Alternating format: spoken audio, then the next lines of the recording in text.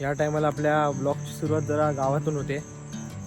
तुम्ही आधी मी देवळात गेलेलो तो सीन बघा आणि मग तुम्ही इकडे चा व्लॉग मी आमच्या केदाराच्या देवळापासून सुरुवात करतोय. बेसिकली आम्ही गावी आलो कारण आम्हाला राखण द्यायचं होतं. गावी येऊन जे निसर्गरम्य वातावरण आपल्याला बघायला भेटतं ना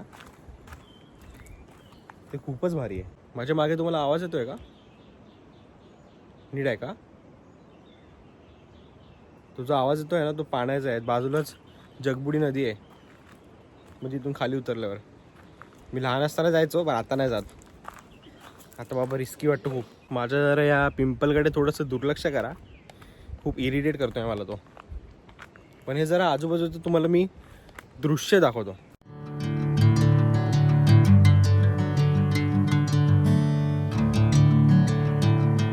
हे माझ्या मागे आहे ना, हे आहे आमचं देऊळ आणि त्या साईडला एक्झॅक्ट कॅमेऱ्याच्या बॅक साईडला आहे जगबुडी नदी, म्हणजे तिथे ह्याच्या मागे खाली.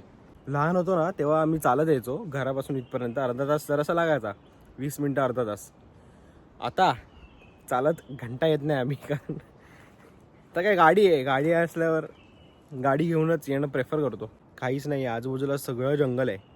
हे सगळं जंगल आहे माझ्या आजूबाजूला आणि इतकं इतकं इतकं शांत आहे. फक्त पक्ष्यांचे आवाज येतात, फक्त पक्ष्यांचे आवाज.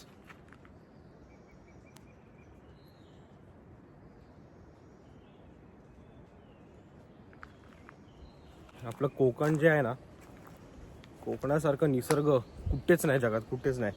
तुम्ही कुठे पण फिरा पण तुम्हाला हे असं निसर्ग सह्याद्रीचं कुठेच नाही भेटणार.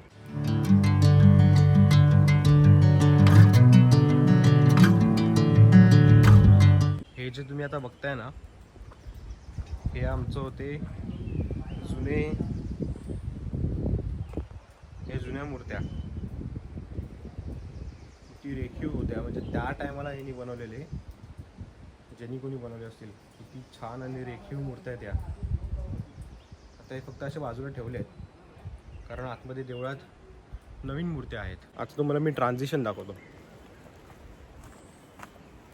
मला फक्त पायाखाली बघावं लागेल नीट, नाही तर प्रॉब्लेम होईल.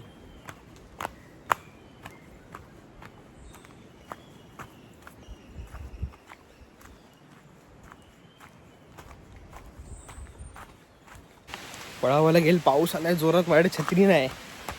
हाच रस्ता जातो जगबुडी नदीला खाली.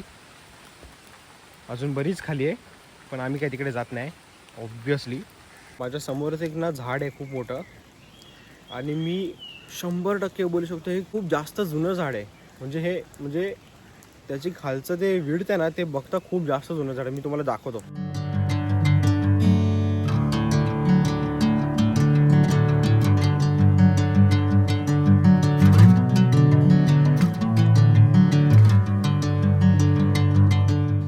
थोडंसं मी आतमध्ये आलोय जंगलात एक्सप्लोर करायला जरासं.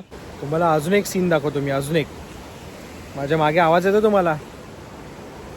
नदी आहे, नदी छोटीशी आहे पण दाखवतो थांबा तुम्हाला. तुम्ही जास्त डीप नाही, आपण जाऊ शकतो खाली.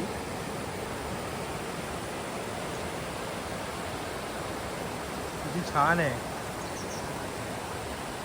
इथून आपण उतरू शकतो खाली तिथे जायला. हा रस्ता बघा आणि हा सीन बघा समोर, पूर्ण सह्याद्रीची रान.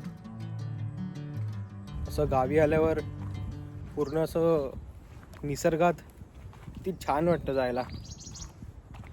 पक्ष्यांचा आवाज, ही इतकी ग्रीनरी आपल्याला कुठेच नाही बघायला भेटत यार. क्लास. वरती बघा, बाप रे, कडक भिजायला पण मजा येईल ह्या पावसात आणि अशा ठिकाणी.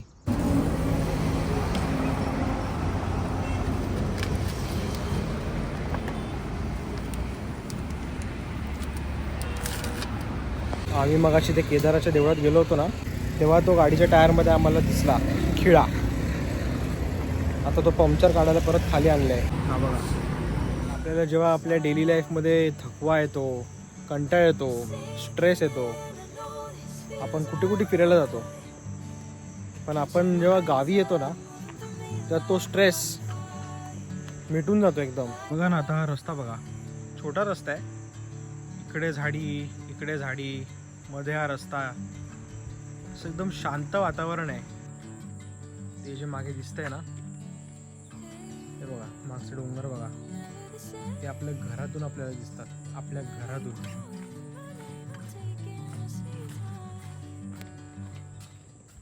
काय ग भूता, काय करतेस बसून? कुठे बघतेस? समोर काय दिसतंय तुला? मी तुम्हाला बोलत होतो ना, घरातून दिसतात डोंगर. ते हे आहे व्ह्यू. हा व्ह्यू आमच्या घरातून दिसतो. आणि ही आहे झीव. झीव? झेड फॉर झिरो, झीव. काय बोलतोस? काय बनवलंयस? दाखव दाखव, काय बनवलंयस? हे काय? काय दिसतंय? भूत दिसतंय? हो. बेअर आहे, बेअर. तुला प्रश्न विचारतो मी एक. मालवण जास्त आवडतं का खेड? मालवण. का?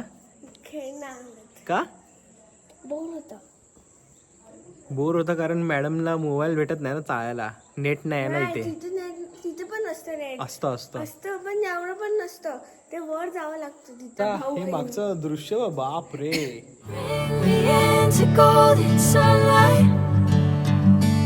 If I'm going with you, I know we'll get to the other side.